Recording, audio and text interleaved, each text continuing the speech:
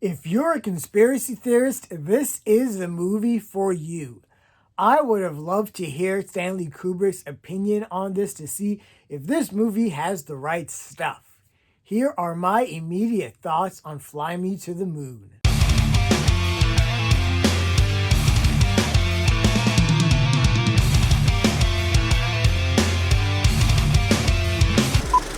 Fly Me to the Moon is the newest based on a true story, but really not comedy subgenre that's really been gaining steam.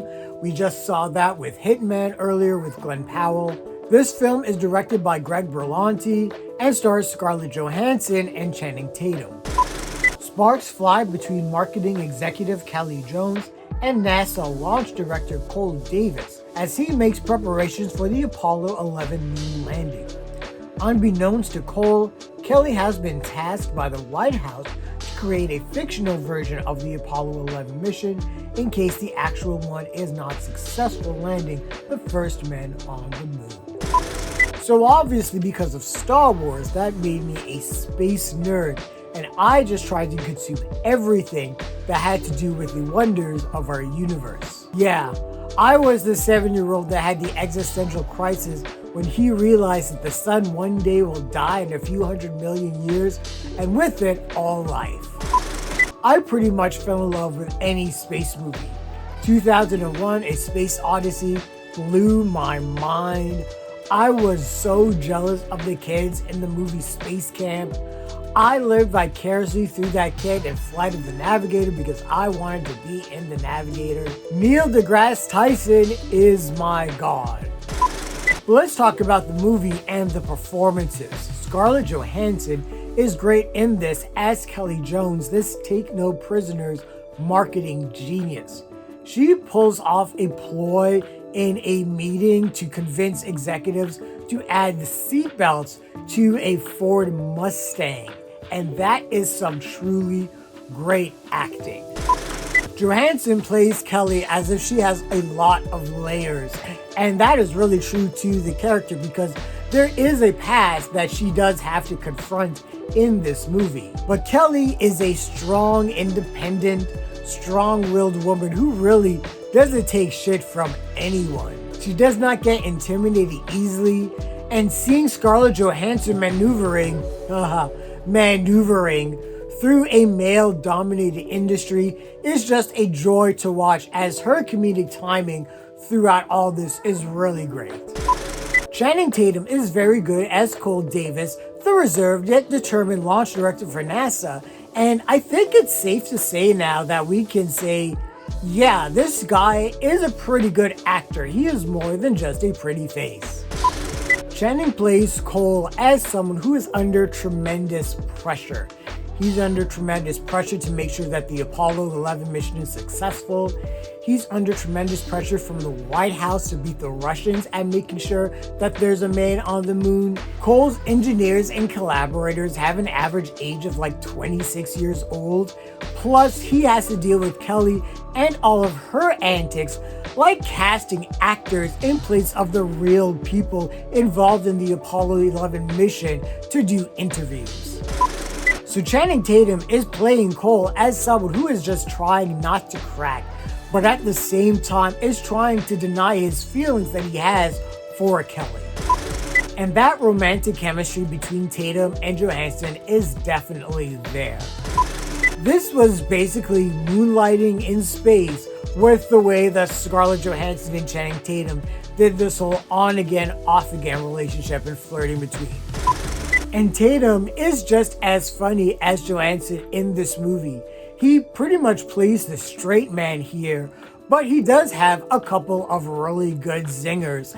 And it's really obvious from his time doing things like Magic Mike and the 21 Jump films that he has really good comedic timing. Romano appears in a supporting role as one of NASA's senior officials, and he is really good here. He actually has a really great scene with Scarlett Johansson where he thanks Kelly for getting people excited about space again, and it's a really great scene. He's really the heart and soul of this movie, and every time Romano was on the screen, he just knocked it out of the park. Jim Rash as Lance Kelly's auteur filmmaking friend is an absolute riot. He has burned all of his bridges in Hollywood and is now only doing commercial work. He tends to work overtime and over budget, but given a blank check to fake the moon landing is the dream job of all dream jobs, even though he will never be able to tell anyone about this. But Jim Rash was hilarious, and every time he was on screen, I had so much fun with this movie. My personal favorite character is played by Woody Allen, who is Mo Burkus, which I'm pretty sure is not his real name. He works for President Nixon, but his title is never revealed, but he knows where everyone is at all times in this film. Mo is the one that recruits Kelly to market the moon landing, as well as staging an alternate version of the moon landing in case the actual one does not work. And Woody Harrelson, as always, is awesome. Are there aliens among us? Is he one of the aliens? The movie actually dares you to ponder this, but Woody Harrelson is so good and so genuine, and he walks around like he has this mysterious glee, like he knows all the secrets of the universe and he just doesn't plan to share with anybody.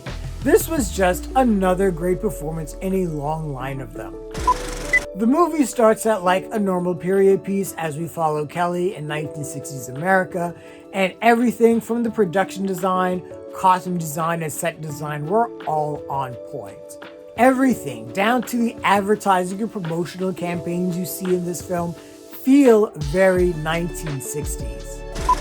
Then the film takes this hard turn about having to create this fake or staged moon landing, and the comedy is just great. Whether it's Lance arguing over the correct rock formation of the moon, even though no one knows what that's really like, him trying to convince Kelly that the astronauts should be able to show their faces so the audience can see the emotions, even though that is also impossible with the helmets the astronauts use, or the exploits of a black cat that happens to show up every once in a while in this movie. This film is never light on comedy. The writing in this movie is also really strong. We get to see layers in terms of Scarlett Johansson's performance in Kelly as we learn more and more about her, why she is the way she is, why she is such an abrasive personality.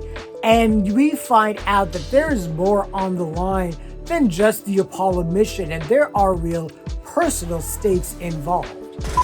And then there's the romantic subplot between Kelly and Cole, and Fly Me to the Moon could have all of these subplots and they could fall apart, but really the film is able to find a good balance between the comedy, drama, and romance.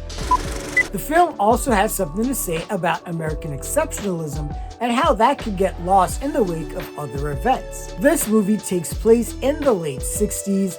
We are in the throes of the Vietnam War, the assassinations of MLK, RFK, JFK, and Malcolm X has rocked the nation by this point, and the United States is starting to grow very distrustful and cynical of their government. And one of the things that Kelly wants to accomplish with the Apollo 11 mission, with marketing it, is to take the focus off of Vietnam and put some positive spin on what is actually happening with NASA. And that philosophical conflict is presented really well in this movie. You aren't beat over the head with the message, but Fly Me to the Moon is trying to say something about, again, American exceptionalism and how when the United States wants to work together to accomplish a certain common goal, they can do it. My, how have times changed? Overall, Fly Me to the Moon was a very good, very funny film that put a great spotlight on the Apollo 11 mission without it feeling like a rehash of other films that tackle the same subject matter. All of the actors, especially Scarlett Johansson and Channing Tatum, are on their best game, and the chemistry between our two leads is very good. For me, this is one of the most likable casts put together all year. The production design, direction from Greg Berlanti, and the script were all exceptional. We did get a couple of cliches, but they didn't detract me from the movie. I had a great time with this. This was way better than I expected it to be. Fly Me to the Moon is a super high, super hit. This is a movie that I really feel will find an audience when it drops on Apple TV, but definitely check it out when you have the chance. What did you think of Fly Me to the Moon? Share your thoughts, leave your comments, like the video, subscribe to the channel, and don't forget to hit that bell icon so you can get notifications as well. Thanks a lot, everyone. Take care.